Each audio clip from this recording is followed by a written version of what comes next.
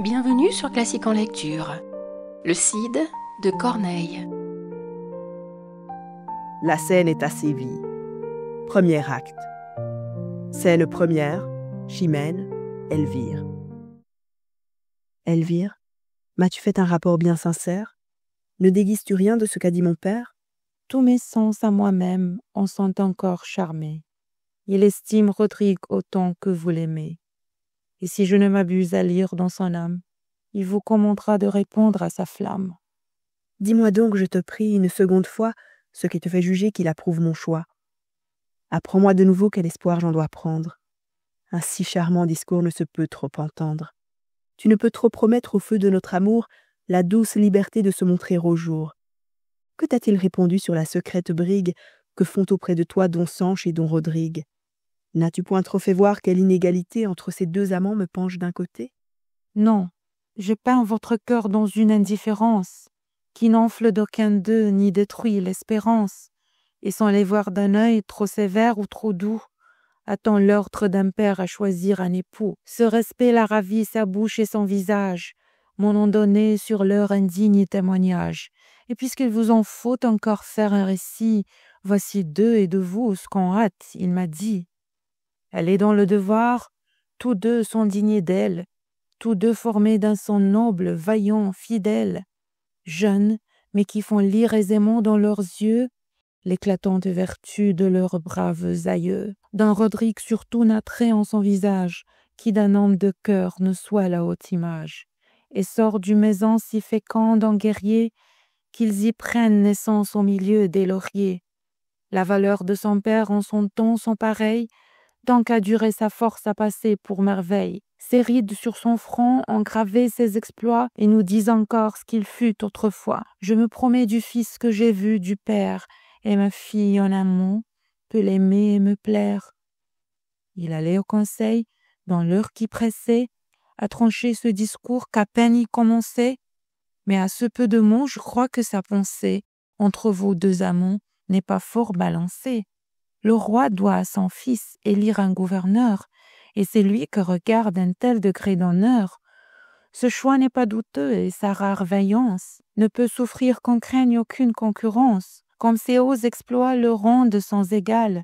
Dans un espoir si juste il sera son rival, et puisque don Rodrigue a résolu son père, au sortir du conseil a proposé l'affaire, je vous laisse à juger s'il prendra bien son temps, et si tous vos désirs seront bientôt contents. Il semble toutefois que mon âme troublée refuse cette joie et s'en trouve accablée. Un moment donne au sort des visages divers, et dans ce grand bonheur je crains un grand revers. Vous verrez cette crainte heureusement déçue. Allons, quoi qu'il en soit, en attendre l'issue. Scène 2. L'infante, Léonore, un page. Page, allez avertir Chimène de ma part qu'aujourd'hui pour me voir elle attend un peu tard et que mon amitié se plaint de sa paresse. Le page rentre. Madame, chaque jour même désir vous presse, et dans son entretien, je vous vois chaque jour demander en quel point se trouve son amour. Ce n'est pas sans sujet. Je l'ai presque forcée à recevoir les traits dont son âme est blessée. Elle aime don Rodrigue et le tient de ma main, et par moi don Rodrigue a vaincu son dédain. Ainsi, de ses amants ayant formé les chaînes, je dois prendre intérêt à voir finir leur peine. Madame, toutefois parmi leurs bons succès, vous montrez un chagrin qui va jusqu'à l'excès. Cet amour, qui tous deux le comble d'allégresse, fait-il de ce grand coup la profonde tristesse, et ce grand intérêt que vous prenez pour eux, vous rend-il malheureuse alors? Deuxième acte. Scène première, don Arias, le comte. Je l'avoue, entre nous, mon sang un peu trop chaud. C'est trop ému d'un mot et la portée trop haut. Mais puisque c'en est fait, le coup est sans remède. Qu'aux volontés du roi ce grand courage cède. Il y prend grande part, et son cœur irrité agira contre vous de pleine autorité. Aussi vous n'avez point de valable défense. Le rang de l'offensé, la grandeur de l'offense, demandent des devoirs et des soumissions qui passent le commun des satisfactions. Le roi peut à son gré disposer de ma vie. De trop d'emportement, votre faute est suivie. Le roi vous aime encore, apaisez son courroux. Il a dit « Je le veux ». Désobéirez-vous? Monsieur, pour conserver tout ce que j'ai d'estime, désobéir un peu n'est pas un si grand crime. Et quelque grand qu'il soit, mes services présents, pour le faire abolir, sont plus que suffisants.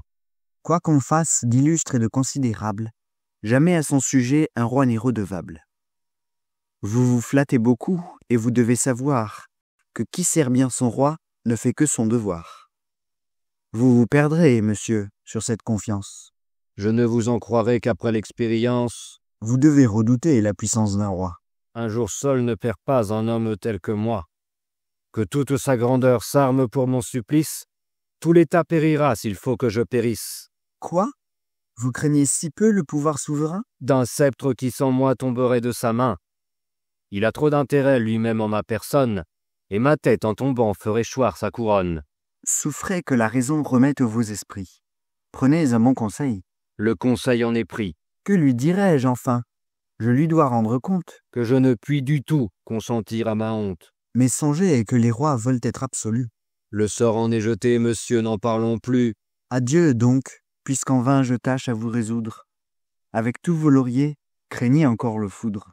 Je l'attendrai sans peur. Mais non pas sans effet. Nous verrons donc par là Don Diego satisfait. Il est seul. Qui ne craint point la mort, ne craint point les menaces. J'ai le cœur au-dessus des plus fières disgrâces. Et l'on peut me réduire à vivre sans bonheur, mais non pas me résoudre à vivre sans honneur. Scène 2. Le comte, Don Rodrigue. À moi, comte, 2 mots. Parle. Ôte-moi d'un doute. Connais-tu bien Don Diego? Oui. Parlons bas. Écoute. Sais-tu que ce vieillard fut la même vertu, la vaillance et l'honneur de son temps, le sais-tu? Peut-être... Cette ardeur que dans les yeux je porte, sais-tu que c'est son sang? Le sais-tu? Que m'importe. À 4 pas d'ici, je te le fais savoir. Jeune présomptueux. Parle sans t'émouvoir. Je suis jeune, il est vrai. Mais aux âmes bien nées, la valeur n'attend point le nombre des années. Te mesurer à moi. Qui t'a rendu si vain, toi qu'on n'a jamais vu les armes à la main? Mes pareils à 2 fois ne se font point connaître, et pour leurs coups d'essai veulent des coups de maître. Sais-tu bien qui je suis?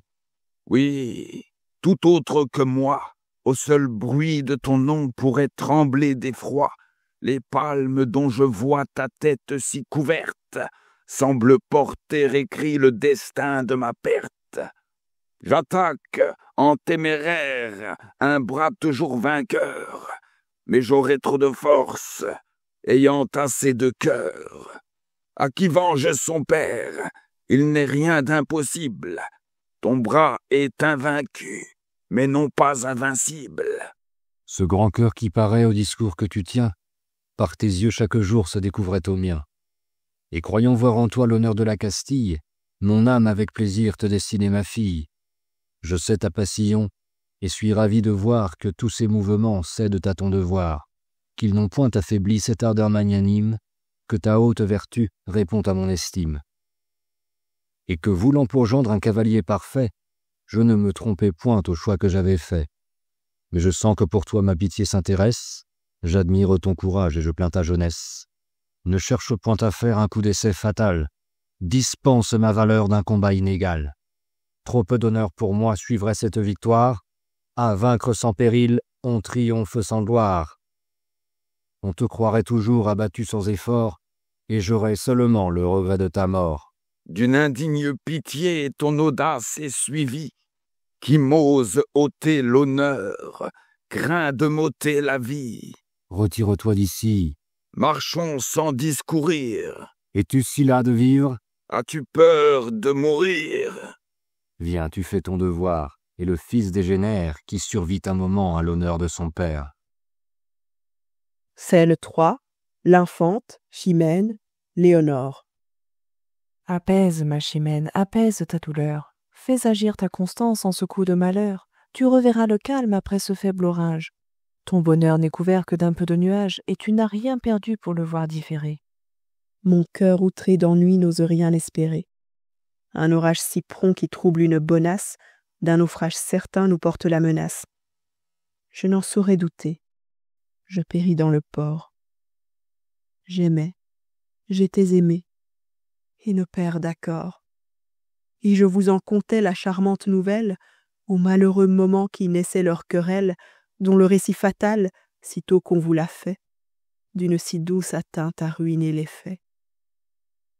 Maudite ambition, détestable manie, dont les plus généreux souffrent la tyrannie, honneur impitoyable à mes plus chers désirs, que tu me vas coûter de pleurs et de soupirs. Tu n'as dans leur querelle aucun sujet de craindre. Un moment la fait naître, un moment va l'éteindre. Elle a fait trop de bruit pour ne pas s'accorder, puisque déjà le roi les veut accommoder. Et tu sais que mon âme a tes ennuis sensibles, pour en tarir la source y fera l'impossible. Les accommodements ne font rien dans ce point. De si mortels affronts ne se réparent point. En vain on fait agir la force ou la prudence. Si l'on guérit le mal, ce n'est qu'en apparence. La haine que les cœurs conservent au-dedans nourrit des feux cachés, mais d'autant plus ardents. Le saint nœud qui joindra Don Rodrigue et Chimène des pères ennemis dissipera la haine, et nous verrons bientôt votre amour le plus fort par un heureux hymen étouffer ce discorde. Je le souhaite ainsi plus que je ne l'espère. Don Diègue est trop altier, et je connais mon père. Je sens couler des pleurs que je veux retenir. Le passé me tourmente, et je crains l'avenir. Que crains-tu? D'un vieillard l'impuissante faiblesse? Rodrigue a du courage. Il a trop de jeunesse. Les hommes valeureux le sont du premier coup. Tu ne dois pas pourtant le redouter beaucoup. Il est trop amoureux pour te vouloir déplaire, et 2 mots de ta bouche arrêtent sa colère. S'il ne m'obéit point, quel comble à mon ennui. Et s'il peut m'obéir, que dira-t-on de lui? Étant né ce qu'il est, souffrir un tel outrage, soit qu'il cède ou résiste au feu qui me l'engage, mon esprit ne peut qu'être ou honteux ou confus de son trop de respect ou d'un juste refus. Chimène a l'âme haute, et quoiqu'intéressée, elle ne peut souffrir une basse pensée. Mais si jusqu'au jour de l'accommodement, je fais mon prisonnier de ce parfait amant, et que j'empêche ainsi l'effet de son courage, ton esprit amoureux n'aura-t-il point d'ombrage? Ah, madame, en ce cas je n'ai plus de soucis. Scène 4. L'infante, Chimène, Léonore, le page. Page, cherchez Rodrigue et l'amenez ici. Le comte de Gormas, c'est lui. Bon Dieu, je tremble. Parlez. De ce palais, ils sont sortis ensemble. Seuls? Seuls, et qui semblaient tout bas se quereller. Sans doute ils sont aux mains. Il n'en faut plus parler. Madame, pardonnez à cette promptitude. Scène 5. L'infante, Léonore. Hélas, que dans l'esprit je sens d'inquiétude. Je pleure ses malheurs, son amant me ravit, mon repos m'abandonne et ma flamme revit. Ce qui va séparer Rodrigue de Chimène fait renaître à la fois mon espoir et ma peine. Et leur division, que je vois à regret, dans mon esprit charmé jette un plaisir secret. Cette haute vertu qui règne dans votre âme, se rende-elle sitôt à cette lâche flamme? Ne la nomme point lâche à présent que chez moi. Pompeuse et triomphante, elle me fait la loi. Porte-lui du respect, puisqu'elle m'est si chère. Ma vertu la combat, mais malgré moi, j'espère. Et d'un si fol espoir mon cœur mal défendu vole après un amant qui Chimène a perdu. Vous laissez choir ainsi ce glorieux courage, et la raison chez vous perd ainsi son usage? Ah, qu'avec peu d'effet on entend la raison, quand le cœur est atteint d'un si charmant poison. Et lorsque le malade aime sa maladie, qu'il a peine à souffrir que l'on y remédie. Votre espoir vous séduit, votre mal vous est doux, mais enfin ce Rodrigue est indigne de vous. Je ne le sais que trop. Mais si ma vertu cède, apprends comme l'amour flatte un cœur qu'il possède. Si Rodrigue une fois sort vainqueur du combat, si dessous sa valeur ce grand guerrier s'abat, je puis en faire cas, je puis l'aimer sans honte. Que ne fera-t-il point s'il peut vaincre le comte? J'ose m'imaginer qu'à ses moindres exploits, les royaumes entiers tomberont sous ses lois. Et mon amour flatteur déjà me persuade que je le vois assis au trône de Grenade, les morts subjugués trembler en l'adorant, l'Aragon recevoir ce nouveau conquérant, le Portugal se rendre, et ces nobles journées porter de la lémère ses hautes destinées, du sang des Africains arroser ses lauriers, enfin tout ce qu'on dit des plus fameux guerriers, je l'attends de Rodrigue après cette victoire, et fais de son amour un sujet de ma gloire. Mais madame, voyez où vous portez son bras, ensuite d'un combat qui peut-être n'est pas. Rodrigue est offensé et le comte a fait l'outrage. Ils sont sortis ensemble. En faut-il davantage? Eh bien, ils se battront puisque vous le voulez. Mais Rodrigue ira-t-il si loin que vous allez? Que veux-tu? Je suis folle et mon esprit s'égare. Tu vois par là quel mot cet amour me prépare. Viens dans mon cabinet consoler mes ennuis, et ne me quitte point dans le trouble où je suis. Scène 6. Don Fernand, Don Arias, Don Sanche. Le comte est donc si vain et si peu raisonnable. Ose-t-il croire encore son crime pardonnable? Je l'ai de votre part longtemps entretenu. J'ai fait mon pouvoir, sire, et n'ai rien obtenu. Juste cieux! Ainsi donc un sujet téméraire a si peu de respect et de soin de me plaire. Il offense Don Diègue et méprise son roi. Au milieu de ma cour, il me donne la loi. Qu'il soit brave guerrier, qu'il soit grand capitaine, je saurais bien rabattre une humeur si hautaine. Fût-il la valeur même et le dieu des combats, il verra ce que c'est que de n'obéir pas. Quoiqu'il pu mériter une telle insolence, je l'ai voulu d'abord traiter sans violence. Mais, puisqu'il en abuse, allez dès aujourd'hui, soit qu'il résiste ou non, vous assurer de lui. Peut-être un peu de temps le rendrait moins rebelle. On l'a pris tout bouillant encore de sa querelle. Sire, dans la chaleur d'un premier mouvement, un cœur si généreux se rend malaisément. Il voit bien qu'il a tort, mais une âme si haute n'est pas sitôt réduite à confesser sa faute. Don Sanche, taisez-vous et soyez avertis qu'on se rend criminel à prendre son parti. J'obéis et me tais, mais de grâce encore, sire, 2 mots en sa défense. Et que pouvez-vous dire? Qu'une âme accoutumée aux grandes actions ne se peut abaisser à des soumissions. Elle n'en conçoit point qui s'explique sans honte, et c'est à ce mot seul qu'a résisté le comte.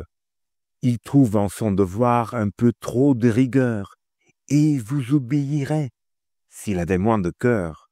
Commandez que son bras, nourri dans les alarmes, répare cette injure à la pointe des armes. Il satisfera, sire, et vienne qui voudra. Attendant qu'il ait su, voici qui répondra. Vous perdez le respect, mais je pardonne à l'âge et j'excuse l'ardeur en un jeune courage. Un roi dont la prudence a de meilleurs objets et meilleur ménager du sang de ses sujets. Je veille pour les miens, mes soucis les conservent, comme le chef a soin des membres qui le servent. Ainsi votre raison n'est pas raison pour moi. Vous parlez en soldat, je dois agir en roi. Et quoi qu'on veuille dire, et quoi qu'il ose croire, le comte, à m'obéir, ne peut perdre sa gloire. D'ailleurs l'affront me touche. Il a perdu d'honneur celui que de mon fils j'ai fait le gouverneur. S'attaquer à mon choix, c'est se prendre à moi-même, et faire un attentat sur le pouvoir suprême. N'en parlons plus. Au reste, on a vu 10 vaisseaux de nos vieux ennemis arborer des drapeaux. Et à la bouche du fleuve, ils ont osé paraître. Les morts ont appris par force à vous connaître, et tant de fois vaincus, ils ont perdu le cœur de se plus hasarder contre un si grand vainqueur. Ils ne verront jamais sans quelque jalousie mon sceptre en dépit d'eux régir l'Andalousie. Et ce pays si beau qu'ils ont trop possédé avec un œil d'envie et toujours regardé. C'est l'unique raison qui m'a fait dans Séville placer depuis 10 ans le trône de Castille, pour les voir de plus près, et d'un ordre plus prompt renverser aussitôt ce qu'ils entreprendront. Ils savent aux dépens de leur plus digne tête combien votre présence assure vos conquêtes. Vous n'avez rien à craindre. Et rien à négliger. Le trop de confiance attire le danger. Et vous n'ignorez pas qu'avec fort peu de peine, un flux de pleine mer jusqu'ici les amène. Toutefois, j'aurais tort de jeter dans les cœurs, la vie étant mal sûre, de panique terreur. L'effroi que produirait cette alarme inutile dans la nuit qui survient troublerait trop la ville. Faites doubler la garde, au mur et sur le pont. C'est assez pour ce soir. Scène 7. Don Fernand, Don Sanche, Don Alonse. Sire, le comte est mort. Don Diego, par son fils, a vengé son offense.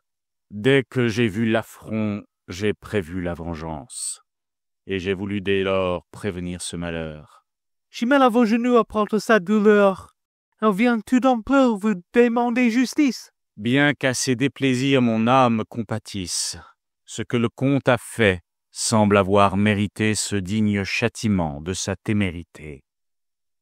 Quelque juste pourtant que puisse être sa peine, je ne puis, sans regret, perdre un tel capitaine. Après un long service à mon état rendu, après son sang pour moi 1000 fois répandu, à quelque sentiment que son orgueil m'oblige, sa perte m'affaiblit, et son trépas m'afflige. Scène 8. Don Fernand, Don Diego, Chimène, Don Sanche, Don Arias, Don Alonse. Sire, sire, justice. Ah, sire, écoutez-nous. Je me jette à vos pieds. J'embrasse vos genoux. Je demande justice. Entendez ma défense. D'un jeune audacieux punissez l'insolence. Il a de votre sceptre abattu le soutien. Il a tué mon père. Il a vengé le sien. Au sang de ses sujets, un roi doit la justice. Pour la juste vengeance, il n'est point de supplice. Levez-vous l'un et l'autre, et parlez à loisir. Chimène, je prends part à votre déplaisir. D'une égale douleur je sens mon âme atteinte. Vous parlerez après. Ne troublez pas sa plainte. Sire, mon père est mort. Mes yeux ont vu son sang couler à gros bouillons de son généreux flanc. Ce sang qui tant de fois garantit vos murailles. Ce sang qui tant de fois vous gagna des batailles. Ce sang qui tout sorti fume encore de courroux de se voir répandu pour d'autres que pour vous. Qu'au milieu des hasards nous est versée la guerre. Rodrigue, en votre cour, vient d'en couvrir la terre. J'ai couru sur le lieu, sans force et sans couleur. Je l'ai trouvé sans vie. Excusez ma douleur, sire. La voix me manque à ce récit funeste. Mes pleurs et mes soupirs vous diront mieux le reste. Prends courage, ma fille, et sache qu'aujourd'hui ton roi te veut servir de père au lieu de lui. Sire, de trop d'honneur ma misère est suivie. Je vous l'ai déjà dit, je l'ai trouvé sans vie. Son flanc était ouvert, et pour mieux m'émouvoir, son sang sur la poussière écrivait mon devoir. Ou plutôt, sa valeur en cet état réduite me parlait par la plaie et hâtait ma poursuite. Et pour se faire entendre au plus juste des rois, par cette triste bouche elle empruntait ma voix. Sire, ne souffrez pas que sous votre puissance règne devant vos yeux une telle licence, que les plus valeureux, avec impunité, soient exposés au coup de la témérité, qu'un jeune audacieux triomphe de leur gloire, se baigne dans leur sang et brave leur mémoire. Un si vaillant guerrier qu'on vient de vous ravir, éteint, s'il n'est vengé, l'ardeur de vous servir. Enfin, mon père est mort, j'en demande vengeance, plus pour votre intérêt que pour mon allégeance. Vous perdez en la mort d'un homme de son rang. Vengez-la par un autre, et le sang par le sang. Immolez, non à moi, mais à votre couronne, mais à votre grandeur, mais à votre personne. Immolez, dis-je, sire, au bien de tout l'État, tout ce qu'enorgueillit un si haut attentat. Don Diego répondait. Qu'on est digne d'envie. Lorsqu'en perdant la force on perd aussi la vie. Et qu'un long âge apprête aux hommes généreux, au bout de leur carrière, un destin malheureux. Moi, dont les longs travaux ont acquis tant de gloire, moi que, jadis, partout a suivi la victoire, je me vois aujourd'hui, pour avoir trop vécu, recevoir un affront et demeurer vaincu. Ce que n'a plus jamais combat, siège, embuscade, ce que n'a plus jamais Aragon ni Grenade, ni tous vos ennemis, ni tous mes envieux. Le comte, en votre cour, l'a fait presque à vos yeux. jaloux de votre choix et fier de l'avantage que lui donnait sur moi l'impuissance de l'âge.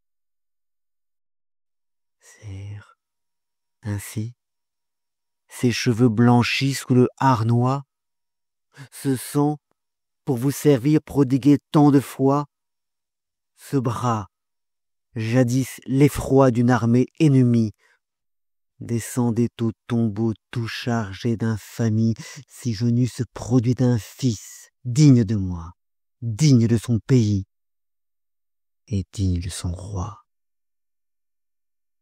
Il m'a prêté sa main. Il a tué le comte. Il m'a rendu l'honneur. Il a lavé ma honte. Si montrer du courage et du ressentiment, si venger un soufflet mérite un châtiment, sur moi seul doit tomber l'éclat de la tempête. Quand le bras a failli, l'on en punit la tête. Qu'on nomme crime ou non ce qui fait nos débats, sire, j'en suis la tête. Il n'en est que le bras. Si Chimène se plaint qu'il a tué son père, il ne l'eût jamais fait, si je l'eusse pu faire. Immolez donc ce chef que les ans vont ravir, et conservez pour vous le bras qui peut servir. Aux dépens de mon sang, satisfaite Chimène, je n'y résiste point, je consens à ma peine. Et loin de murmurer d'un rigoureux décret, mourant sans déshonneur, je mourrai sans regret. L'affaire est d'importance, et bien considérée mérite en plein conseil d'être délibérée. Don Sanche, remettez Chimène en sa maison. Don Diègue aura ma cour et sa foi pour prison. Qu'on me cherche son fils. Je vous ferai justice. Il est juste, grand roi, qu'un meurtrier périsse. Prends du repos, ma fille, et calme tes douleurs. M'ordonner du repos, c'est croître mes malheurs. 3e acte. Scène première. Don Rodrigue, Elvire. Rodrigue, qu'as-tu fait? Où viens-tu, misérable? Suivre le triste cours de mon sort déplorable. Où prends-tu cette audace et ce nouvel orgueil de paraître en des lieux où tu remplis de deuil? Quoi? Viens-tu jusqu'ici braver l'ombre du comte? Ne l'as-tu pas tué? Sa vie était ma honte. Mon honneur de ma main a voulu cet effort. Et cherchait-elle asile en la maison du mort? Jamais un meurtrier en fit-il son refuge? Et je n'y viens aussi que m'offrir à mon juge. Ne me regarde plus d'un visage étonné. Je cherche le trépas après l'avoir donné. Mon juge est mon amour. Mon juge est ma Chimène. Je mérite la mort de mériter sa haine. Et j'en viens recevoir, comme un bien souverain, et l'arrêt de sa bouche, et le coup de sa main. Fuis plutôt de ses yeux, fuis de sa violence. À ses premiers transports dérobe ta présence. Va, ne t'expose point au premier mouvement que poussera l'ardeur de ses ressentiments. Non, non, ce cher objet à qui j'ai pu déplaire ne peut pour mon supplice avoir trop de colère, et j'évite sans mort qui me vont accabler, si pour mourir plus tôt je puis la redoubler. Chimène est au palais de pleurs toute baignée, et n'en reviendra point que bien accompagnée. Rodrigue, fuis, de grâce, ôte-moi de soucis. Que dira-t-on point si l'on te voit ici? Veux-tu qu'un médisant, pour comble à sa misère, l'accuse d'y souffrir l'assassin de son père? Elle va revenir. Elle vient, je la vois. Du moins pour son honneur, Rodrigue, cache-toi. Scène 2. Don Sanche, Chimène, Elvire. Oui, madame, il vous faut de sanglantes victimes. Votre colère est juste et vos pleurs légitimes. et je n'entreprends pas, à force de parler, ni de vous adoucir, ni de vous consoler, mais si de vous servir je puis être capable, employez mon épée à punir le coupable. Employez mon amour à venger cette mort. Sous vos commandements, mon bras sera trop fort. Malheureuse. De grâce, acceptez mon service. J'offenserai le roi qui m'a promis justice. Vous savez qu'elle marche avec tant de langueur, qu'assez souvent le crime échappe à sa longueur. Son cours, lent et douteux, fait trop perdre de larmes. Souffrez qu'un cavalier vous venge par les armes. La voie en est plus sûre et plus prompte à punir. C'est le dernier remède.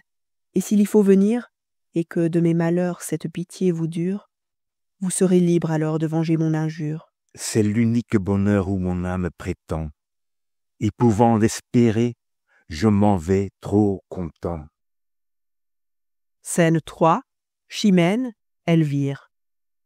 Enfin je me vois libre et je puis sans contrainte de mes vives douleurs te faire voir l'atteinte. Je puis donner passage à mes tristes soupirs. Je puis t'ouvrir mon âme et tous mes déplaisirs. Mon père est mort, Elvire, et la première épée dont s'est armé Rodrigue a sa trame coupée. Pleurez, pleurez mes yeux, et fondez-vous en eau. La moitié de ma vie a mis l'autre au tombeau, et m'oblige à venger, après ce coup funeste, celle que je n'ai plus, sur celle qui me reste. Reposez-vous, madame. Ah, que mal à propos, dans un malheur si grand tu parles de repos. Par où sera jamais ma douleur apaisée, si je ne puis haïr la main qui l'a causée? Et que dois-je espérer qu'un tourment éternel, si je poursuis un crime, aimant le criminel? Il vous prive d'un père et vous l'aimez encore. C'est peu de dire aimer, Elvire. Je l'adore. Ma passion s'oppose à mon ressentiment. Dedans mon ennemi, je trouve mon amant, et je sens qu'en dépit de toute ma colère, Rodrigue dans mon cœur combat encore mon père. Il l'attaque, il le presse, il cède, il se défend, tantôt fort, tantôt faible, et tantôt triomphant. Mais en ce dur combat de colère et de flamme, il déchire mon cœur sans partager mon âme, et quoique mon amour ait sur moi de pouvoir, je ne consulte point pour suivre mon devoir. Je cours sans balancer où mon honneur m'oblige. Rodrigue m'est bien cher, son intérêt m'afflige, mon cœur prend son parti. Mais malgré son effort, je sais ce que je suis, et que mon père est mort. Pensez-vous le poursuivre? Ah, cruelle pensée, et cruelle poursuite où je me vois forcée. Je demande sa tête et crains de l'obtenir. Ma mort suivra la sienne, et je le veux punir. Quittez, quittez, madame. Un destin si tragique. Ne vous imposez point de loi si tyrannique. Quoi? Mon père étant mort et presque entre mes bras, son sang criera vengeance et je ne l'aurai pas? Mon cœur, honteusement surpris par d'autres charmes, croira ne lui devoir que d'impuissantes larmes?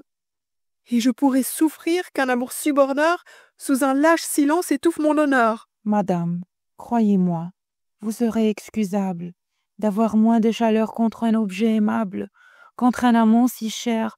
Vous avez assez fait, vous avez vu le roi, non pressez point les faits, ne vous obstinez point en cette humeur étrange. Il y va de ma gloire, il faut que je me venge. Et de quoi que nous flatte un désir amoureux, toute excuse est honteuse aux esprits généreux. Mais vous aimez Rodrigue, il ne peut vous déplaire. Je l'avoue. Après tout, que pensez-vous donc faire? Pour conserver ma gloire et finir mon ennui, le poursuivre, le perdre, et mourir après lui. Scène 4. Don Rodrigue, Chimène, Elvire. Eh bien, sans vous donner la peine de poursuivre, assurez-vous l'honneur de m'empêcher de vivre. Elvire, où sommes-nous? Et qu'est-ce que je vois? Rodrigue en ma maison? Rodrigue devant moi? N'épargnez point mon sang. Goûtez, sans résistance, la douceur de ma perte et de votre vengeance. Hélas! Écoute-moi. Je me mords. Un moment. Va, laisse-moi mourir. 4 mots seulement.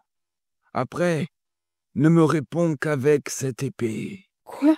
du sang de mon père encore toute trempée? Ma chimène, Ôte-moi cet objet odieux qui reproche ton crime et ta vie à mes yeux. regarde-le plutôt pour exciter ta haine, pour croître ta colère et pour hâter ma peine. Il est teint de mon sang. Plonge-le dans le mien et fais-lui perdre ainsi la teinture du tien. Ah, quelle cruauté qui tout en un jour tue le père par le faire et la fille par la vue. Ôte-moi cet objet, je ne puis le souffrir. Tu veux que je t'écoute et tu me fais mourir. Je fais ce que tu veux, mais sans quitter l'envie de finir par tes mains ma déplorable vie. Car enfin n'attends pas de mon affection un lâche repentir d'une bonne action, l'irréparable effet d'une chaleur trop prompte déshonorait mon père et me couvrait de honte. Tu sais, comme un soufflet touche un homme de cœur. J'avais part à l'affront, j'en ai cherché l'auteur. Je l'ai vu, j'ai vengé mon honneur et mon père. Je le ferais encore si j'avais à le faire. Ce n'est pas qu'en effet, contre mon père et moi, ma flamme assez longtemps n'ait combattu pour toi. Juge de son pouvoir. Dans une telle offense, j'ai pu délibérer si j'en prendrais vengeance. Réduit à te déplaire ou souffrir un affront, j'ai pensé qu'à son tour, mon bras était trop prompt. Je me suis accusé de trop de violence, et ta beauté, sans doute, emportait la balance, à moins que d'opposer à tes plus forts appas, qu'un homme sans honneur ne te méritait pas. Que malgré cette part que j'avais en ton âme, qui m'aima généreux, me haïrait infâme, qu'écouter ton amour, obéir à ta voix, c'était m'en rendre indigne et diffamer ton choix. Je te le dis encore, et quoique j'en soupire, jusqu'au dernier soupir, je veux bien le redire. Je t'ai fait une offense, et j'ai dû m'y porter pour effacer ma honte et pour te mériter. Mais quitte envers l'honneur et quitte envers mon père, c'est maintenant à toi que je viens satisfaire. C'est pour t'offrir mon sang qu'en ce lieu tu me vois. J'ai fait ce que j'ai dû, je fais ce que je dois. Je sais qu'un père mort t'arme contre mon crime. Je ne t'ai pas voulu dérober ta victime.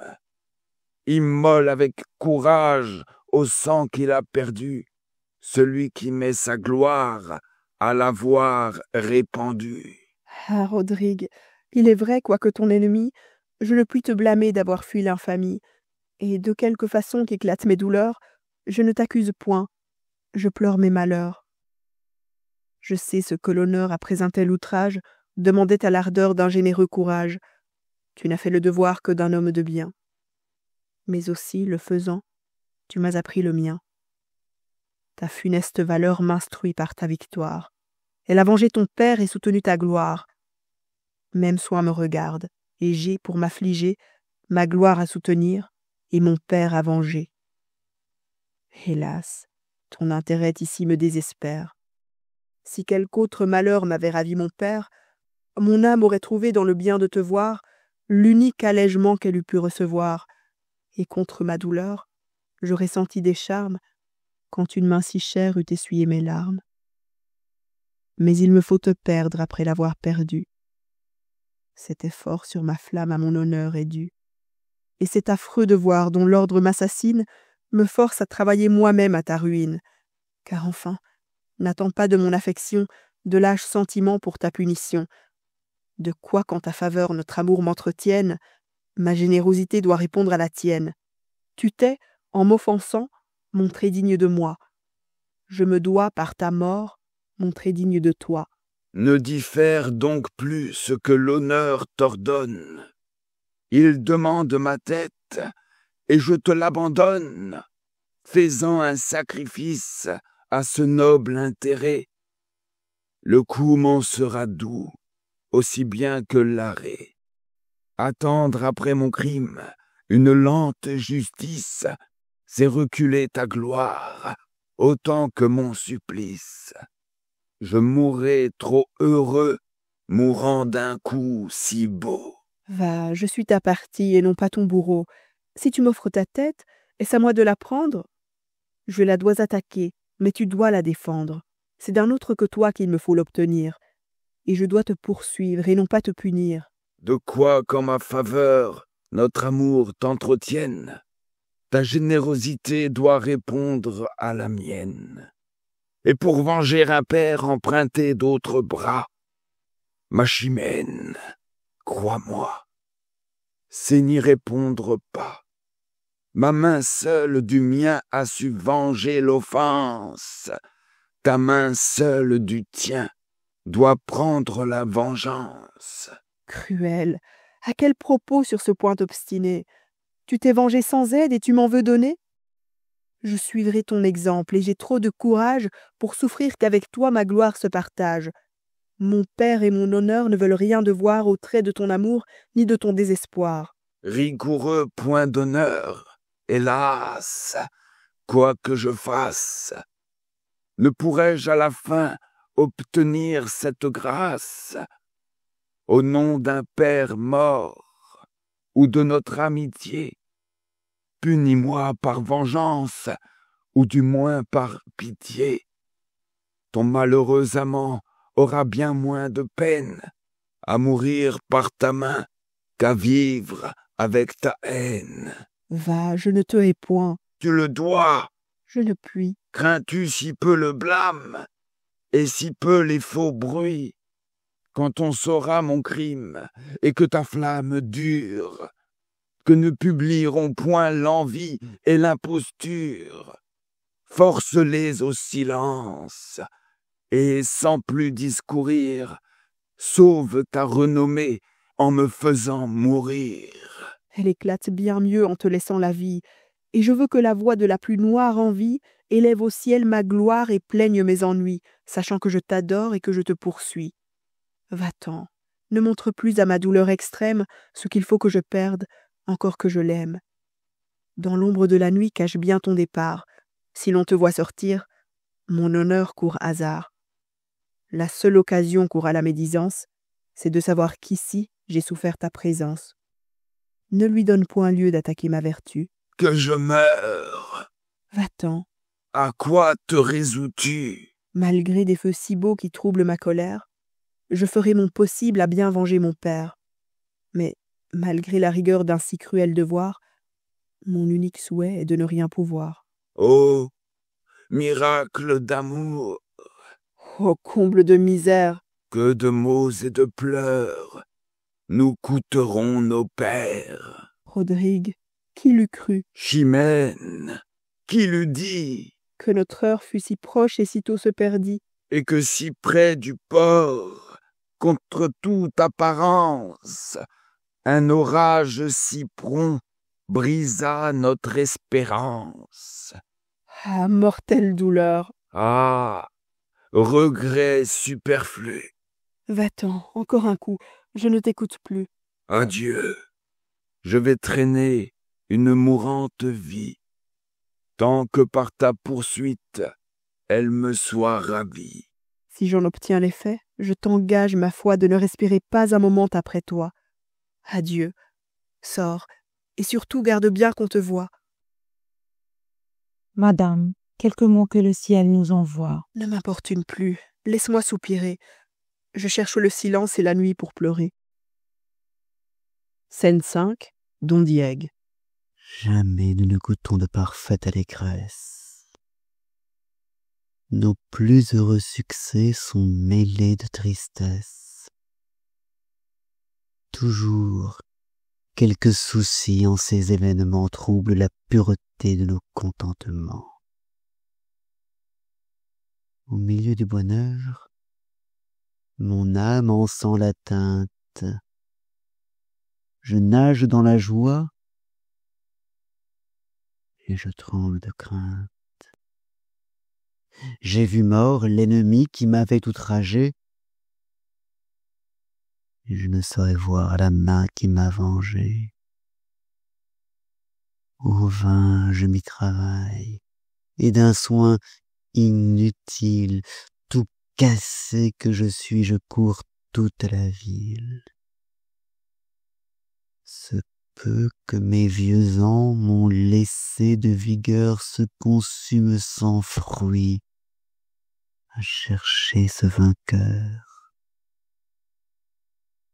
À toute heure, en tout lieu, dans une nuit si sombre, je pense l'embrasser et n'embrasse qu'une ombre.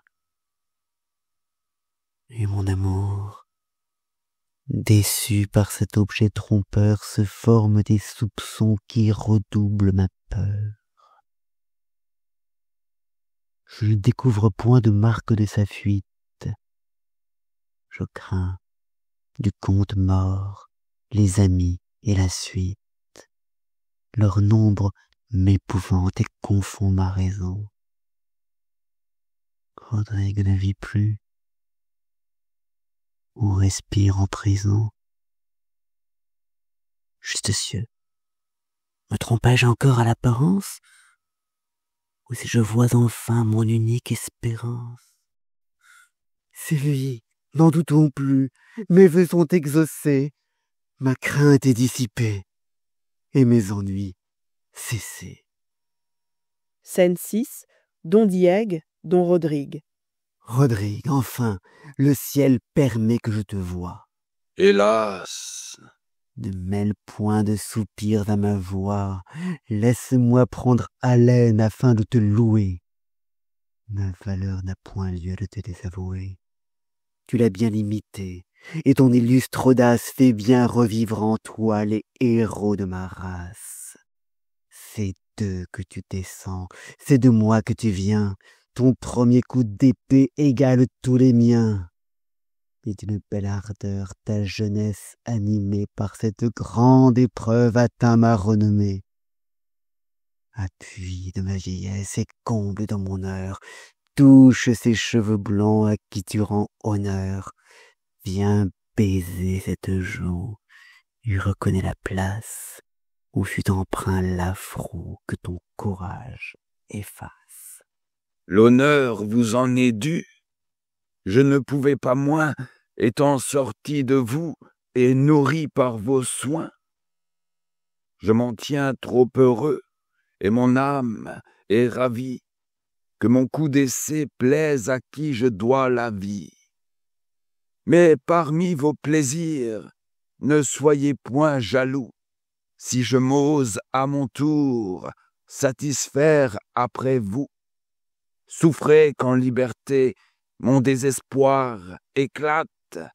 Assez et trop longtemps votre discours le flatte. Je ne me repens point de vous avoir servi, mais rendez-moi le bien que ce coup m'a ravi. Mon bras pour vous venger, armé contre ma flamme, par ce coup glorieux m'a privé de mon âme. Ne me dites plus rien. Pour vous, j'ai tout perdu. Ce que je vous devais, je vous l'ai bien rendu. Porte plus haut le fruit de ta victoire. Je t'ai donné la vie et tu me rends ma gloire. Et d'autant que l'honneur m'est plus cher que le jour, d'autant plus maintenant, je te dois de retour.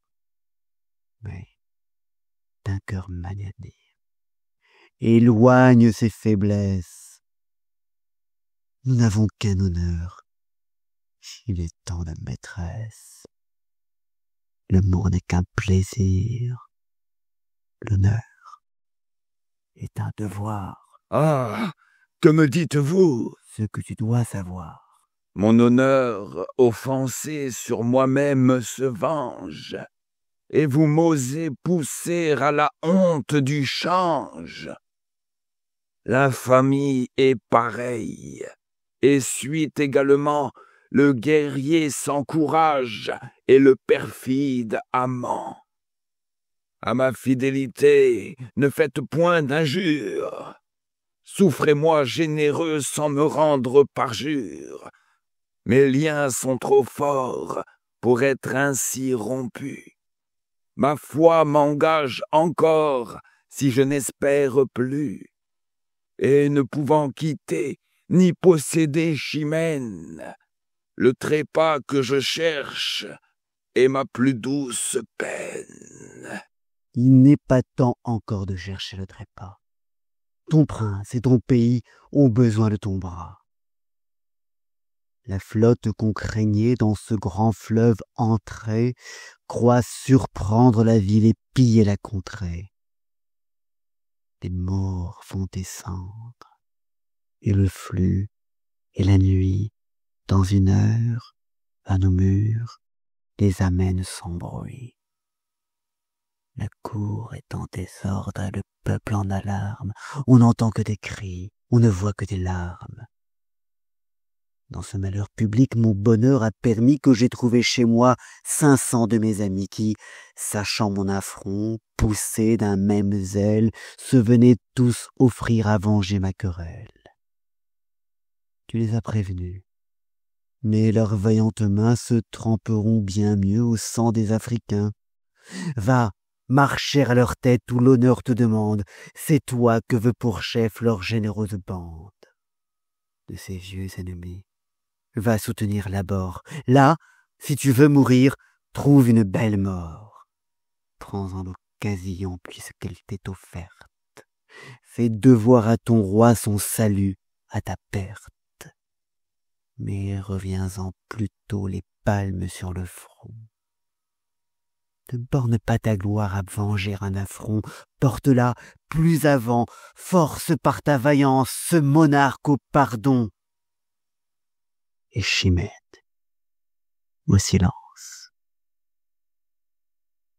Si tu l'aimes, apprends que revenir vainqueur, c'est l'unique moyen de regagner son cœur.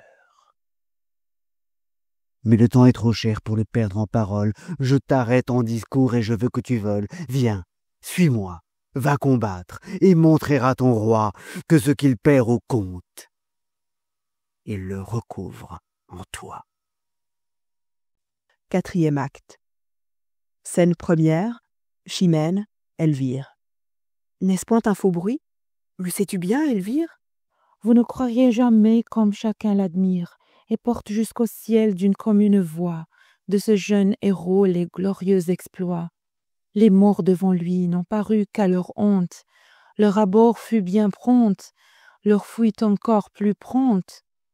3 heures de combat laissent à nos guerriers une victoire entière et 2 rois prisonniers. La valeur de leur chef ne trouvait point d'obstacle. Et la main de Rodrigue a fait tous ces miracles?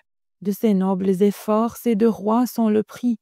Sa main les a vaincus et sa main les a pris. De qui peux-tu savoir ces nouvelles étranges? Du peuple qui partout fait sonner ses louanges, le nom de sa joie est l'objet et l'auteur, son ange tutélaire et son libérateur.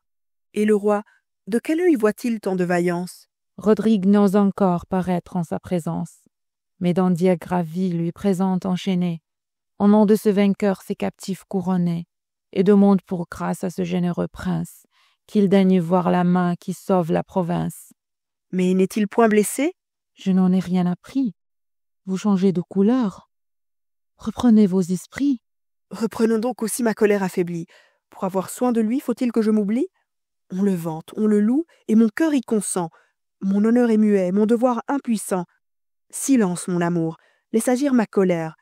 S'il a vaincu 2 rois, il a tué mon père. Ces tristes vêtements où je lis mon malheur sont les premiers effets qui produisent sa valeur.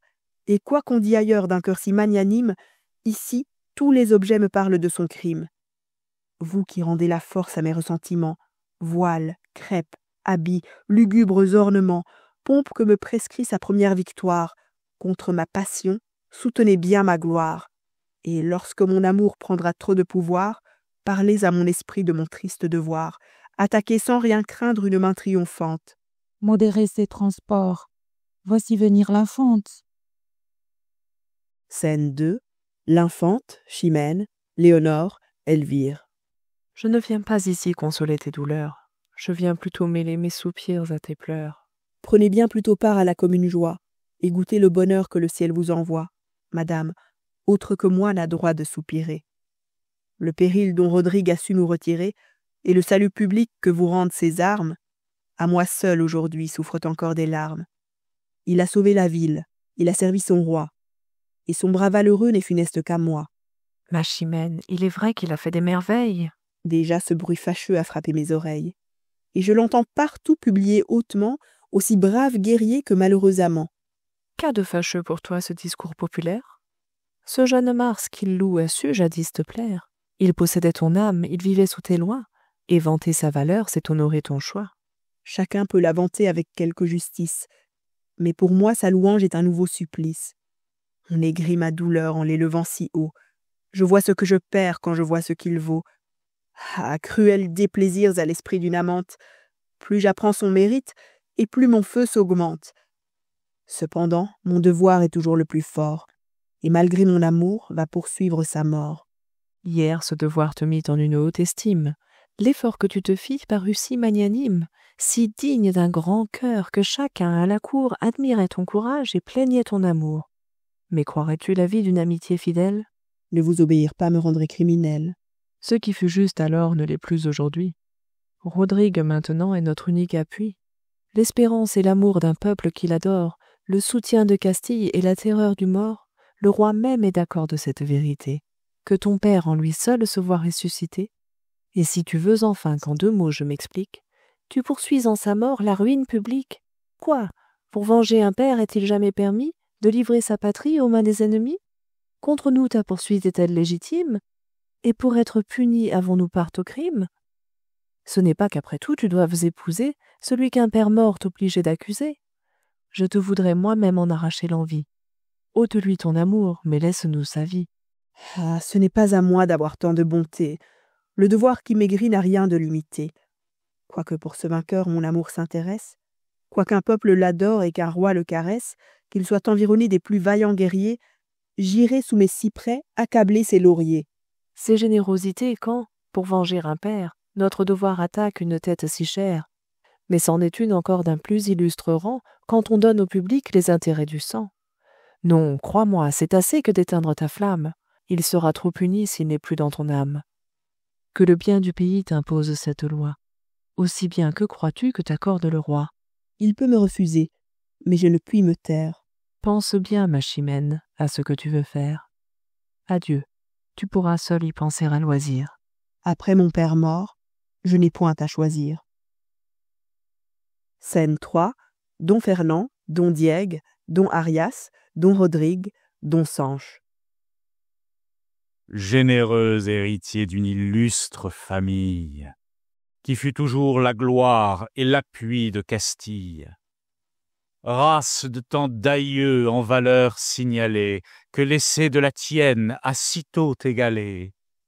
Pour te récompenser, ma force est trop petite, et j'ai moins de pouvoir que tu n'as de mérite. Le pays délivré d'un si rude ennemi, mon sceptre dans ma main par la tienne affermi, et les morts défaits, avant qu'en ces alarmes j'eusse pu donner ordre à repousser leurs armes, ne sont point des exploits qui laissent à ton roi le moyen ni l'espoir de s'acquitter vers toi. Mes 2 rois, tes captifs, feront ta récompense. Ils t'ont nommé tous 2 leur Cid en ma présence. Puisque Cid en leur langue est autant que seigneur, je ne t'envierai pas ce beau titre d'honneur. Sois désormais le Cid, qu'à ce grand nom tout cède, qu'il comble d'épouvante Grenade et Tolède, et qu'il marque à tous ceux qui vivent sous mes lois, et ce que tu me vaux, et ce que je te dois. Que votre majesté, sire, épargne ma honte. D'un si faible service, elle fait trop de compte et me force à rougir devant un si grand roi, de mériter si peu l'honneur que j'en reçois. Je sais trop que je dois au bien de votre empire, et le sang qui m'anime, et l'air que je respire. Et quand je les perdrai pour un si digne objet, je ferai seulement le devoir d'un sujet.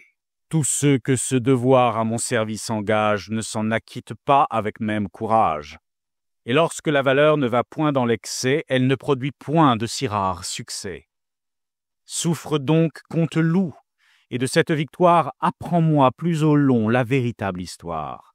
Sire, vous avez su qu'en ce danger pressant, qui jeta dans la ville un effroi si puissant, une troupe d'amis chez mon père assemblée sollicita mon âme encore toute troublée. Mais, sire, pardonnez à ma témérité, si j'osais l'employer sans votre autorité. Le péril approchait, leur brigade était prête, me montrant à la cour, je hasardai ma tête, et s'il fallait la perdre, il m'était bien plus doux de sortir de la vie en combattant pour vous. J'excuse ta chaleur à venger ton offense, et l'état défendu me parle en ta défense. Crois que dorénavant Chimène a beau parler, je ne l'écoute plus que pour la consoler. Mais poursuis. Sous moi, donc, cette troupe s'avance, et porte sur le front une mâle assurance. Nous partîmes 500, mais par un prompt renfort, nous nous vîmes 3000 en arrivant au port. Tant à nous voir marcher avec un tel visage, les plus épouvantés reprenaient de courage. J'en cache les 2/3, aussitôt qu'arrivés, dans le fond des vaisseaux qui lors furent trouvés. Le reste, dont le nombre augmentait à toute heure, brûlant d'impatience, autour de moi demeure, se couche contre terre, et sans faire aucun bruit, passe une bonne part d'une si belle nuit. Par mon commandement, la garde en fait de même, et se tenant cachée, aide à mon stratagème.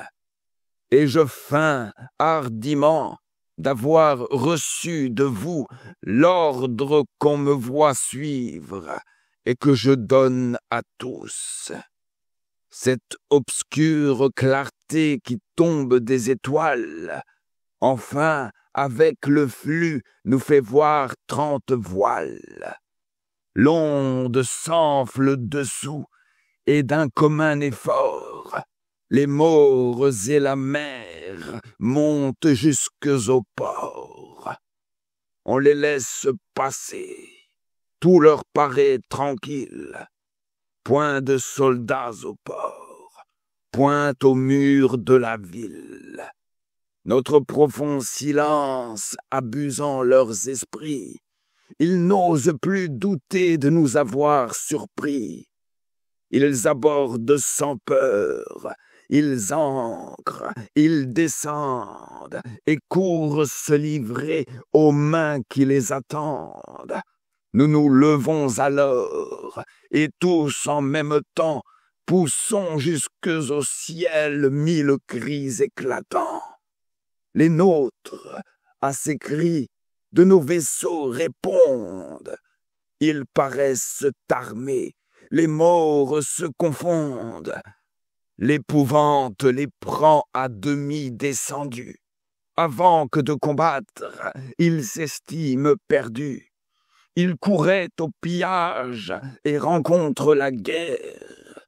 Nous les pressons sur l'eau, nous les pressons sur terre, et nous faisons courir des ruisseaux de leur sang, avant qu'aucun résiste ou reprenne son rang. Mais bientôt, malgré nous, leur prince les rallie, leur courage renaît et leur terreur s'oublie. La honte de mourir sans avoir combattu arrête leur désordre et leur rend leur vertu. Contre nous, de pied ferme, ils tirent leurs alfanges, de notre sang au leur font d'horribles mélanges. Et la terre, et le fleuve, et leur flotte, et le port sont des champs de carnage où triomphe la mort. Oh, combien d'actions, combien d'exploits célèbres sont demeurés sans gloire au milieu des ténèbres, où chacun, seul témoin des grands coups qu'il donnait, ne pouvait discerner où le sort inclinait. J'allais de tous côtés encourager les nôtres, faire avancer les uns et soutenir les autres, ranger ceux qui venaient, les pousser à leur tour, et ne les plus savoir jusqu'au point du jour. Mais enfin sa clarté montre notre avantage. Le mort voit sa perte et perd soudain courage. Et voyant un renfort qui nous vient secourir, l'ardeur de vaincre cède à la peur de mourir. Ils gagnent leur vaisseau, ils en coupent les câbles, poussent jusqu'aux cieux des cris épouvantables, font retraite en tumulte et sans considérer si leurs rois avec eux peuvent se retirer. Pour souffrir ce devoir, leur frayeur est trop forte. Le flux les apporta, le reflux les remporte.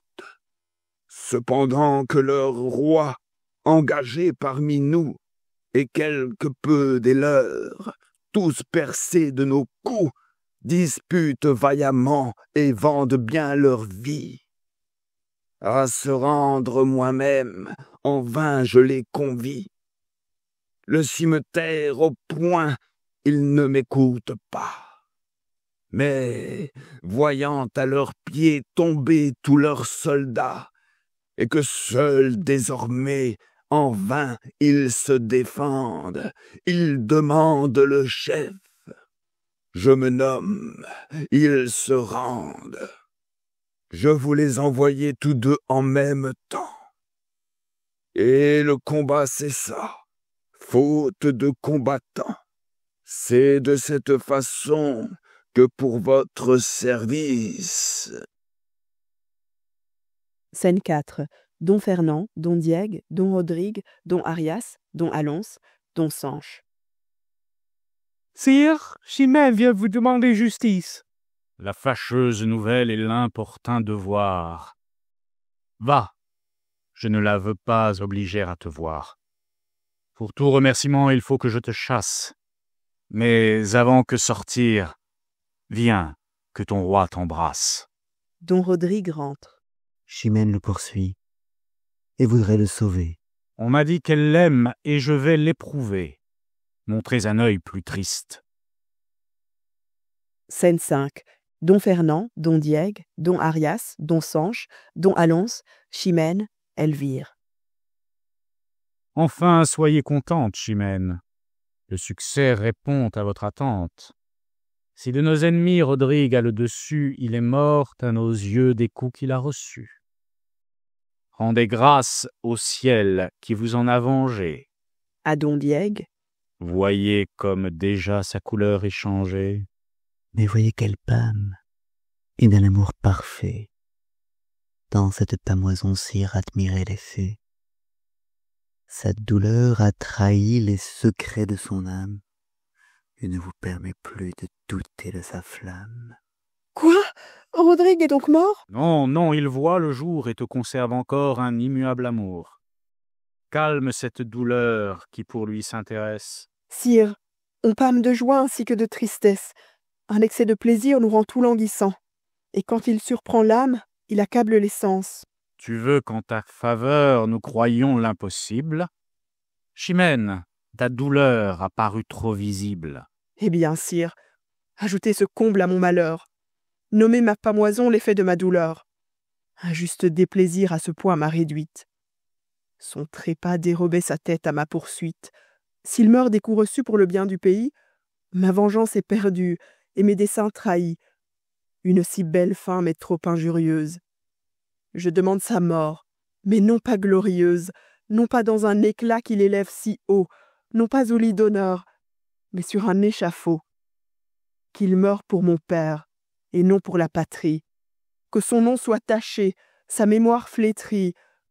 Mourir pour le pays n'est pas un triste sort, c'est s'immortaliser par une belle mort. J'aime donc sa victoire, et je le puis sans crime. Elle assure l'État et me rend ma victime. Mais noble, mais fameuse entre tous les guerriers, le chef, au lieu de fleurs, couronné de lauriers. Et pour dire en un mot ce que j'en considère, digne d'être immolé aux mânes de mon père. Hélas, à quel espoir me laissai-je emporter? Rodrigue de ma part n'a rien à redouter. Que pourraient contre lui des larmes qu'on méprise? Pour lui, tout votre empire est un lieu de franchise. Là, sous votre pouvoir, tout lui devient permis. Ils triomphent de moi comme des ennemis. Dans leur sang répandu, la justice étouffée, au crime du vainqueur sert d'un nouveau trophée. Nous en croissons la pompe, et le mépris des lois nous fait suivre son char au milieu de deux rois. Ma fille, ces transports ont trop de violence. Quand on rend la justice, on met tout en balance. On a tué ton père, il était l'agresseur. Et la même équité m'ordonne la douceur. Avant que d'accuser ce que j'en fais paraître, consulte bien ton cœur. Rodrigue en est le maître. Et ta flamme en secret rend grâces à ton roi, dont la faveur conserve un tel amant pour toi. Pour moi, mon ennemi, l'objet de ma colère, l'auteur de mes malheurs, l'assassin de mon père. De ma juste poursuite on fait si peu de cas qu'on me croit obligé en ne m'écoutant pas. Puisque vous refusez la justice à mes larmes, sire, permettez-moi de recourir aux armes. C'est par là seulement qu'il a su m'outrager, et c'est aussi par là que je me dois venger. À tous vos cavaliers je demande sa tête. Oui, qu'un d'eux me la porte, et je suis sa conquête. Qu'ils le combattent, sire, et le combat fini, j'épouse le vainqueur si Rodrigue est puni. Sous votre autorité, souffrez qu'on le publie. Cette vieille coutume en ces lieux établie, sous couleur de punir un injuste attentat, des meilleurs combattants affaiblit un État. Souvent de cet abus le succès déplorable opprime l'innocent et soutient le coupable. J'en dispense, Rodrigue. Il m'est trop précieux pour l'exposer au coup d'un sort capricieux. Et quoi qu'ait pu commettre un cœur si magnanime, les morts, en fuyant, ont emporté son crime. Quoi, sire? Pour lui seul, vous renversez des lois qu'a vu toute la cour observer tant de fois? Que croira votre peuple et que dira l'envie si, sous votre défense, il ménage sa vie et s'en fait un prétexte à ne paraître pas où tous les gens d'honneur cherchent d'un beau trépas? De pareilles faveurs terniraient trop sa gloire, qu'il goûte sans rougir les fruits de sa victoire. Le comte eut de l'audace, il l'en a su punir, il l'a fait en brave homme, et le doit maintenir. Puisque vous le voulez, j'accorde qu'il le fasse. Mais d'un guerrier vaincu, 1000 prendraient la place. Et le prix que Chimène au vainqueur a promis de tous mes cavaliers ferait ses ennemis. L'opposer seul à tous serait trop d'injustice. Il suffit qu'une fois il entre dans la lice. Choisis qui tu voudras, Chimène, et choisis bien. Mais après ce combat, ne demande plus rien. N'excusez point par là ce que son bras étonne. Laissez un champ ouvert où n'entrera personne. Après ce que Rodrigue a fait voir aujourd'hui, quel courage, assez vain, s'oserait prendre à lui. Qui se hasarderait contre un tel adversaire? Qui serait ce vaillant? ou bien ce téméraire? Faites ouvrir le champ. Vous voyez l'assaillant? Je suis ce téméraire, ou plutôt ce vaillant. Accordez cette grâce à l'ardeur qui me presse. Madame, vous savez quelle est votre promesse? Chimène, remets-tu ta querelle en sa main? Sire, je l'ai promis. Soyez prête à demain. Non, sire. Il ne faut pas différer davantage. On est toujours trop près quand on a du courage. Sortir d'une bataille et combattre à l'instant? Rodrigue a pris haleine en vous la racontant. Du moins 1 heure ou 2 je veux qu'il se délasse. Mais de peur qu'en exemple un tel combat ne passe pour témoigner à tous qu'à regret je promets un sanglant procédé qui ne me plût jamais, de moi ni de ma cour il n'aura la présence. Il parle à don Arias. Vous seuls, des combattants, jugerez la vaillance. Ayez soin que tous deux fassent tangent de cœur. Et le combat fini, m'amenez le vainqueur. Qui qu'il soit, même prix est acquis à sa peine. Je le veux de ma main présenter à Chimène, et que pour récompense il reçoive sa foi. Quoi, sire? M'imposer une si dure loi? Tu t'en plains? Mets ton feu loin d'avouer ta plainte, si Rodrigue est vainqueur, l'accepte sans contrainte. Cesse de murmurer contre un arrêt si doux. Qui que ce soit des deux, j'en ferai ton époux.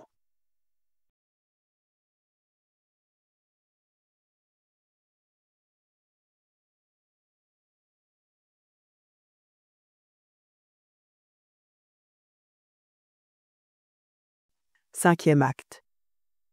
Scène première. Don Rodrigue, Chimène. Quoi, Rodrigue? En plein jour? D'où te vient cette audace? Va, tu me perds d'honneur. Retire-toi de grâce. Je vais mourir, madame. Et je vous viens en ce lieu, avant le coup mortel, dire un dernier adieu.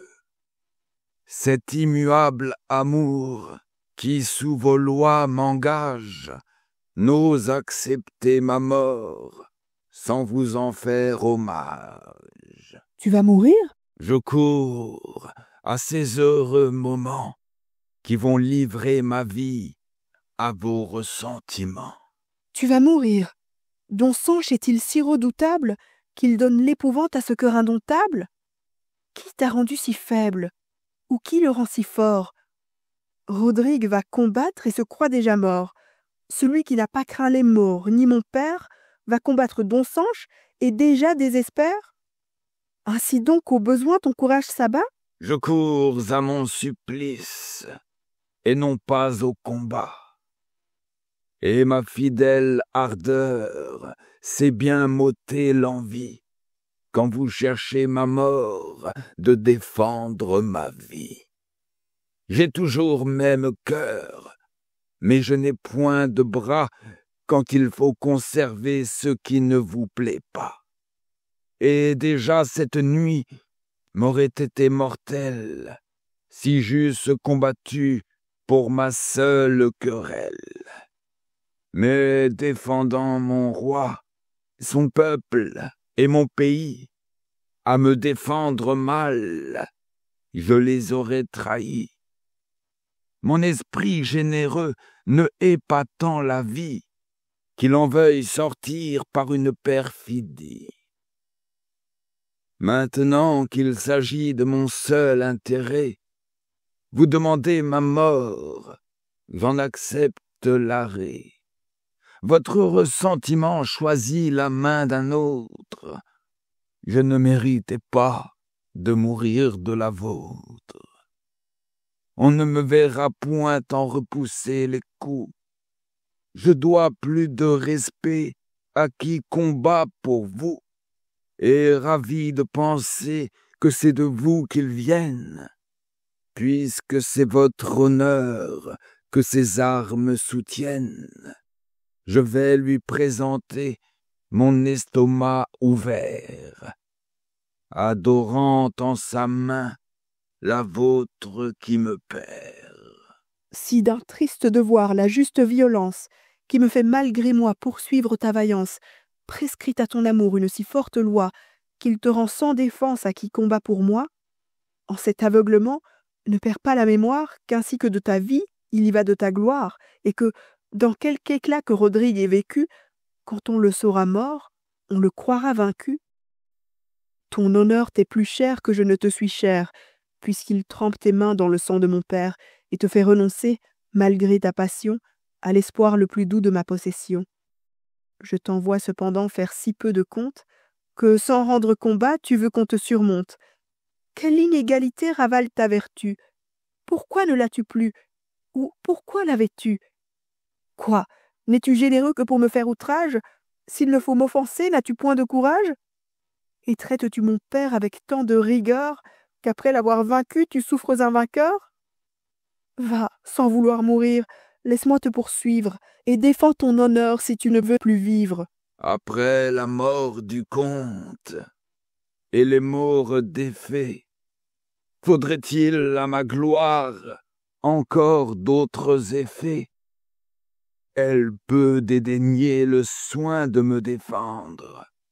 On sait que mon courage ose tout entreprendre, que ma valeur peut tout, et que dessous les cieux, auprès de mon honneur, rien ne m'est précieux.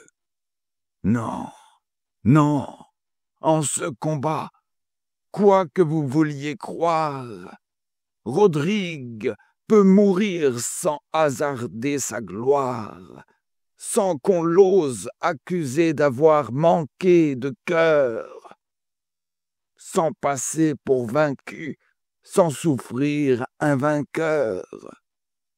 On dira seulement, il adorait Chimène, il n'a pas voulu vivre et mériter sa haine.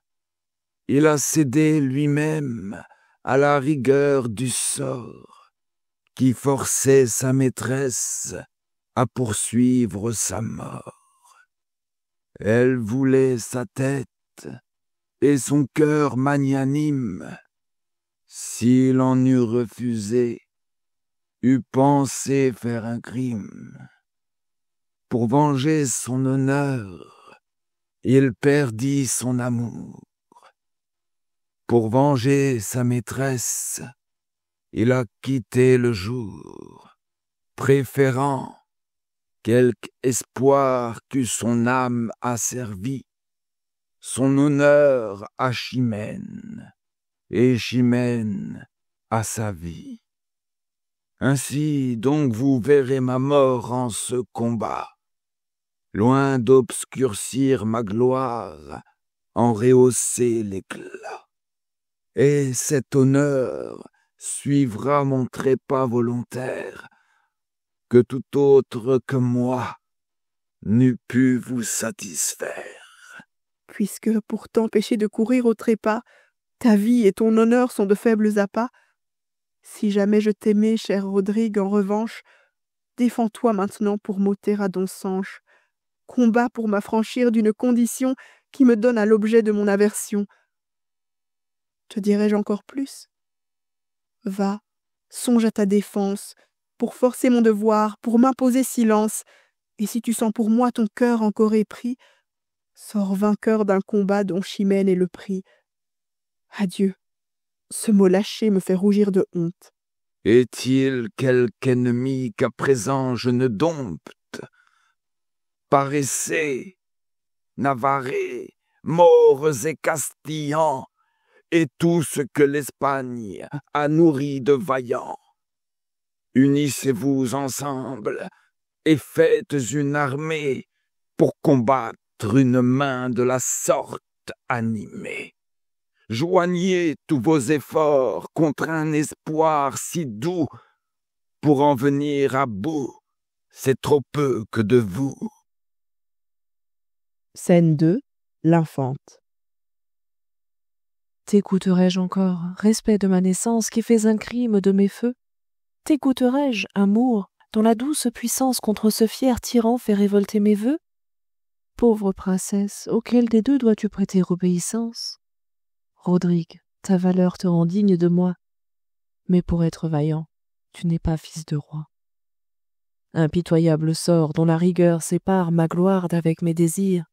Est-il dit que le choix d'une vertu si rare coûte à ma passion de si grands déplaisirs? Ô cieux! À combien de soupirs faut-il que mon cœur se prépare, si jamais il n'obtient sur un si long tourment ni d'éteindre l'amour, ni d'accepter l'amant? Mais c'est trop de scrupules, et ma raison s'étonne du mépris d'un si digne choix. Bien qu'au monarque seul ma naissance me donne, Rodrigue, avec honneur je vivrai sous tes lois. Après avoir vaincu 2 rois, pourrais-tu manquer de couronne? Et ce grand nom de Cid que tu viens de gagner, ne fait-il pas trop voir sur qui tu dois régner? Il est digne de moi, mais il est à Chimène. Le don que j'en ai fait me nuit. Entre eux la mort d'un père a si peu mis de haine, que le devoir du sang un regret le poursuit. Ainsi n'espérons aucun fruit de son crime, ni de ma peine, puisque pour me punir le destin a permis que l'amour dure même entre 2 ennemis. Scène 3. L'infante, Léonore. Où viens-tu, Léonore? Vous applaudir, madame, c'est le repos qu'enfin a retrouvé votre âme. D'où viendrait ce repos dans un comble d'ennui? Si l'amour vit d'espoir, et s'il meurt avec lui, Rodrigue ne peut plus charmer votre courage. Vous savez le combat où Chimène l'engage, puisqu'il faut qu'il y meure, ou qu'il soit son mari. Votre espérance est morte, et votre esprit guéri. Ah, qu'il s'en faut encore! Que pouvez-vous prétendre? Mais plutôt quel espoir me pourrais-tu défendre? Si Rodrigue combat sous ces conditions, pour en rompre les faits, j'ai trop d'inventions. L'amour, ce doux auteur de mes cruels supplices, aux esprits des amants apprend trop d'artifices. Pourrez-vous quelque chose, après qu'un père mort n'a pu dans leurs esprits allumer de discord? Car Chimène aisément montre, par sa conduite, que la haine aujourd'hui ne fait pas sa poursuite. Elle obtient un combat, et pour son combattant, c'est le premier offert qu'elle accepte à l'instant. Elle n'a point recours à ses mains généreuses, que tant d'exploits fameux rendent si glorieuses. Dont songe lui suffit, et mérite son choix, parce qu'il va s'armer pour la première fois. Elle aime en ce duel son peu d'expérience. Comme il est sans renom, elle est sans défiance. Et sa facilité vous doit bien faire voir qu'elle cherche un combat qui force son devoir, qui livre à son Rodrigue une victoire aisée et l'autorise enfin à paraître apaisé. Je le remarque assez, et toutefois mon cœur, à l'envie de Chimène, adore ce vainqueur. À quoi me résoudrais-je, amante infortunée? À vos mieux souvenirs de qui vous êtes né. Le ciel vous doit un roi, vous aimez un sujet. Mon inclination a bien changé d'objet. Je n'aime plus Rodrigue, un simple gentilhomme. Non, ce n'est plus ainsi que mon amour le nomme. Si j'aime, c'est l'auteur de tant de beaux exploits. C'est le valeureux Cid, le maître de 2 rois. Je me vaincrai pourtant, non de peur d'aucun blâme, mais pour ne troubler pas une si belle flamme. Et quand pour m'obliger on l'aurait couronné, je ne veux point reprendre un bien que j'ai donné. Puisqu'en un tel combat sa victoire est certaine, allons encore un coup le donner à Chimène. Et toi, qui vois les traits dont mon cœur est percé, viens me voir achever comme j'ai commencé. Scène 4. Chimène, Elvire. Elvire, que je souffre, et que je suis à plaindre. Je ne sais qu'espérer, et je vois tout à craindre. Aucun vœu ne m'échappe où j'ose consentir. Je ne souhaite rien sans un prompt repentir. À 2 rivaux pour moi je fais prendre les armes. Le plus heureux succès me coûtera des larmes. Et quoi qu'en ma faveur en ordonne le sort, mon père est sans vengeance, ou mon amant est mort. D'un et d'autre côté, je vous vois soulagé, où vous avez Rodrigue, où vous êtes vengé. Et quoique le destin puisse ordonner de vous, il soutient votre gloire et vous donne un époux. Quoi? L'objet de ma haine ou de tant de colère? L'assassin de Rodrigue ou celui de mon père? De tous les 2 côtés, on me donne un mari encore tout teint du sang que j'ai le plus chéri. De tous les 2 côtés, mon âme se rebelle. Je crains plus que la mort la fin de ma querelle. Allez, vengeance, amour, qui troublez mes esprits, vous n'avez point pour moi de douceurs à ce prix. Et toi, puissant moteur du destin qui m'outrage, termine ce combat sans aucun avantage, sans faire aucun des deux ni vaincu ni vainqueur. Ce serait vous traiter avec trop de rigueur. Ce combat pour votre âme est un nouveau supplice, si vous laisse obliger à demander justice, à témoigner toujours sous haut ressentiment, et poursuivre toujours la mort de votre amant. Madame, il vaut bien mieux que sa rare vaillance, lui couronnant le front, vous impose silence, que la loi du combat étouffe vos soupirs et que le roi vous force à suivre vos désirs. Quand il sera vainqueur, crois-tu que je me rende? Mon devoir est trop fort, et ma perte est trop grande, et ce n'est pas assez pour leur faire la loi que celle du combat et le vouloir du roi. Il peut vaincre Don-Sanche avec fort peu de peine, mais non pas avec lui la gloire de Chimène, et quoiqu'à sa victoire un monarque ait promis, mon honneur lui fera 1000 autres ennemis. Gardez, pour vous punir de cet orgueil étrange, que le ciel à la fin ne souffre qu'on vous venge. Quoi? Vous voulez encore refuser le bonheur de pouvoir maintenant vous taire avec honneur? Que prétend ce devoir, et qu'est-ce qu'il espère? La mort de votre amant vous rendra-t-elle impair? Est-ce trop peu pour vous que d'un coup de malheur? Faut-il perte sur perte et douleur sur douleur? Allez, dans le caprice où votre humeur s'obstine, vous ne méritez pas l'amant qu'on vous destine. Et nous vous rend du ciel l'équitable courroux, vous laissez par sa mort d'encincher pour époux? Elvire, c'est assez des peines que j'endure, ne les redouble point de ce funeste augure. Je veux, si je le puis, les éviter tous les deux. Sinon, en ce combat, Rodrigue a tous mes vœux. Non qu'une folle ardeur de son côté me penche, mais s'il était vaincu, je serais à Don-Sanche. Cette appréhension fait naître mon souhait. Que vois-je, malheureuse? Elvire, c'est en fait. Scène 5. Don-Sanche, Chimène, Elvire. Obligé d'apporter à vos pieds cette épée. Quoi? Du sang de Rodrigue encore toute trempée? Perfide, oses-tu bien te montrer à mes yeux, après m'avoir ôté ce que j'aimais le mieux? Éclate, mon amour, tu n'as plus rien à craindre. Mon père est satisfait, cesse de te contraindre.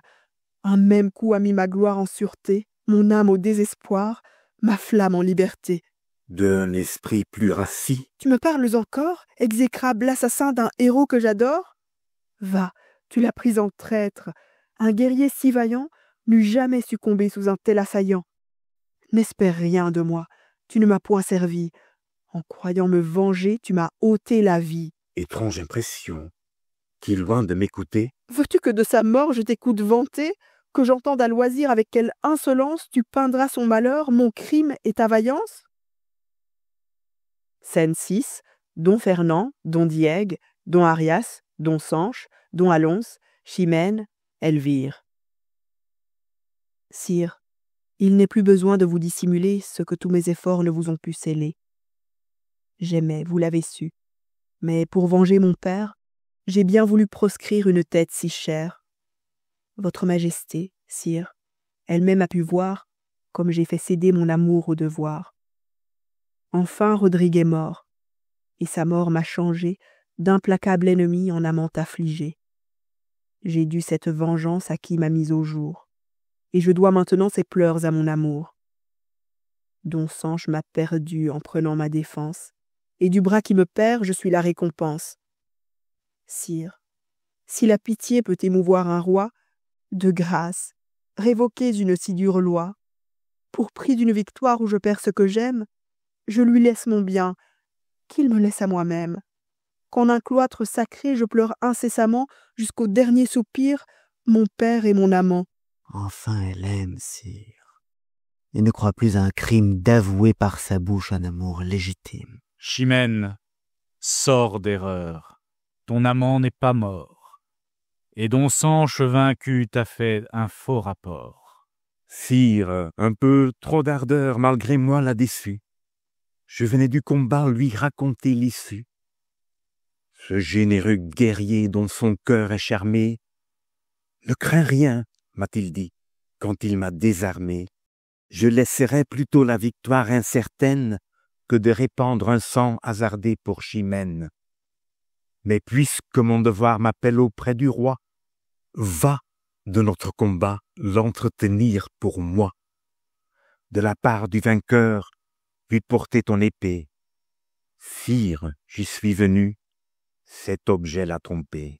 Elle m'a cru vainqueur, me voyant de retour, et soudain, sa colère a trahi son amour, avec tant de transport et tant d'impatience, que je n'ai pu gagner un moment d'audience. Pour moi, bien que vaincu, je me répute heureux, et malgré l'intérêt de mon cœur amoureux, perdant infiniment, j'aime encore ma défaite, qui fait le beau succès d'un amour si parfait. Ma fille, il ne faut point rougir d'un si beau feu, ni chercher les moyens d'en faire un désaveu. Une louable honte en vain t'en sollicite. Ta gloire est dégagée, et ton devoir est quitte. Ton père est satisfait, et c'était le venger que mettre tant de fois ton Rodrigue en danger. Tu vois comme le ciel autrement en dispose. Ayant tant fait pour lui, fais pour toi quelque chose, et ne sois point rebelle à mon commandement, qui te donne un époux aimé si chèrement. Scène 7. Don Fernand, Don Diègue, Don Arias, Don Rodrigue, Don Alonse, Don Sanche, l'Infante, Chimène, Léonore, Elvire. Sache tes pleurs, Chimène, et reçois sans tristesse ce généreux vainqueur des mains de ta princesse. Ne vous offensez point, sire, si devant vous un respect amoureux me jette à ses genoux. Je ne viens point ici demander ma conquête. Je viens tout de nouveau vous apporter ma tête. Madame, mon amour n'emploiera point pour moi ni la loi du combat, ni le vouloir du roi. Si tout ce qui s'est fait est trop peu pour un père, dites par quels moyens il vous faut satisfaire. Faut-il combattre encore 1000 et 1000 rivaux au debout de la terre, étendre mes travaux, forcer moi seul un champ, mettre en fuite une armée, des héros fabuleux passer la renommée? Si mon crime par là se peut enfin laver, j'ose tout entreprendre et puis tout achever.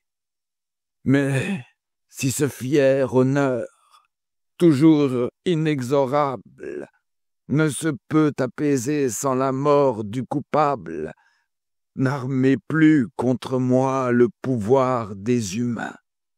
Ma tête est à vos pieds, vengez-vous par vos mains. Vos mains seules ont droit de vaincre un invincible. Prenez une vengeance à tout autre impossible, mais du moins que ma mort suffise à me punir.